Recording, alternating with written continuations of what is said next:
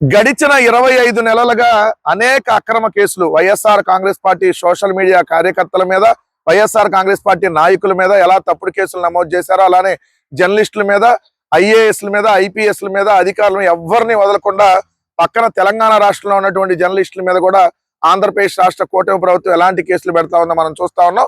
ఈ రోజు ఆ కేసులు అనేది ఇంకా పీక్ స్టేజ్కి వెళ్ళినాయి అని చెప్పొచ్చు. ఒక పక్క చూస్తే సాక్షి ఎడిటర్ పై కేసుకు సంబంధించి ఏకంగా జీవోను తీసుకుని వచ్చినటువంటి రాష్ట్ర ప్రభుత్వం ఇప్పటికే 25 కేసుల దాకా సాక్షి ఎడిటర్ మీద పెట్టినటువంటి పరిస్థితి. నెలకు కేసు నమోదు చేస్తా ఉన్నారు.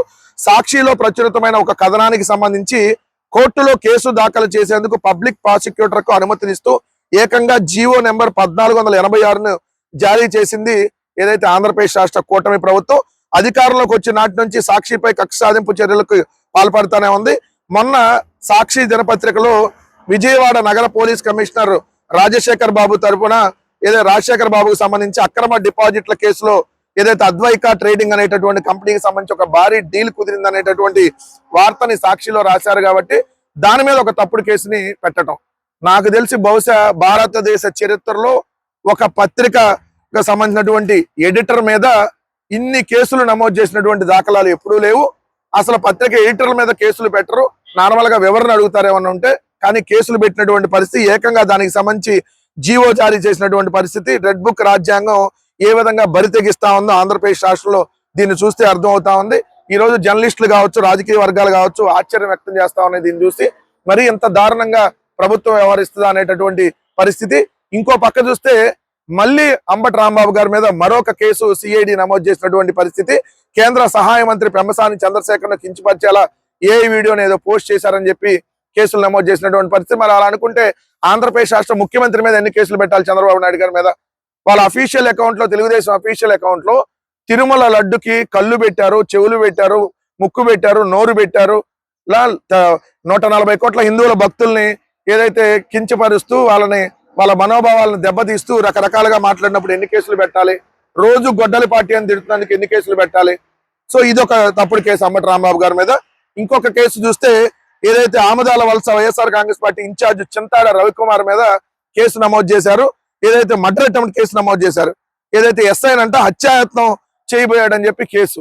అదేవిధంగా లేడీ అసాల్టింగ్, చట్టవిరుద్ధంగా కుట్ర, అధికార విధులకు అడ్డుకోవటం, హత్యాయత్నం కేసులు.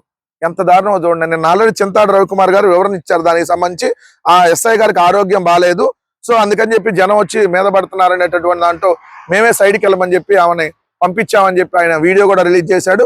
అయితే ఇప్పుడు ఆయన పరారీలో ఉన్నాడని చెప్పి పెద్ద హెడ్డింగ్ పెట్టి మర్డర్ కేసు ఆయన మీద పెట్టినటువంటి పరిస్థితి.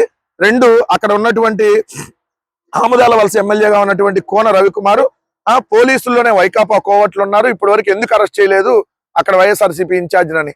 ఎంతమంది అరెస్ట్ చేసుకుంటా పోతారు నాకు అర్థం కాల. ఏం చేస్తున్నారు? కనీసం ఈ ప్రభుత్వానికి కొద్దిగా దిమాకుండా ఆలోచిస్తుందా? మీరు ఏదైతే ఇప్పుడు విష వృక్షాన్ని అంటే ఒక విషపు విత్తనాన్ని మీరు నాటుతారో రేపొద్దున అది మొక్క అయ్యిద్ది, దాని తర్వాత అది పెద్ద చెట్టు అయ్యిద్ది. ఆ చెట్టు రేపొద్దున మిమ్మల్ని చుట్టేసిద్ది అన్న విషయం గుర్తుపెట్టుకోండి. ఎందుకంటే మీరే నాటినటువంటి మొక్కకి ఏదైతే దాని ఫలాలు కూడా మీరే అనుభవించాలి. కాబట్టి మీరు ఒక విష మొక్కని నాటుతా ఉన్నారు. ఆ విష మొక్కని నాటినప్పుడు రేపొద్దున అది చెట్టు అయి మిమ్మల్ని ఏదైతే కాల్ చేసిద్ది అన్న విషయం మీకు అర్థం కావట్లా. సో ఇంకొక 25 నెలలు పోతే మీ పరిస్థితి ఏందో ఒకసారి అర్థం చేసుకోమని చెప్తా ఉన్నా. మీ కేసులకు ఎవడు వైఎస్ఆర్ కాంగ్రెస్ పార్టీలో ఉన్నటువంటి కార్యకర్త భయపడ్డ అటువంటి నాయకులు భయపడతారా?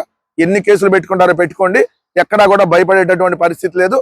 కానీ మీరు ఇప్పుడు పెట్టినటువంటి వాటికి తగినటువంటిది చక్ర వడ్డీతో సహా మీకు తిరిగి చెల్లించే రోజు మాత్రం దగ్గరలో ఉందన్న విషయం గుర్తుపెట్టుకోమని చెప్పి కూటమి ప్రభుత్వాన్ని హెచ్చరిస్తా ఉన్నాం.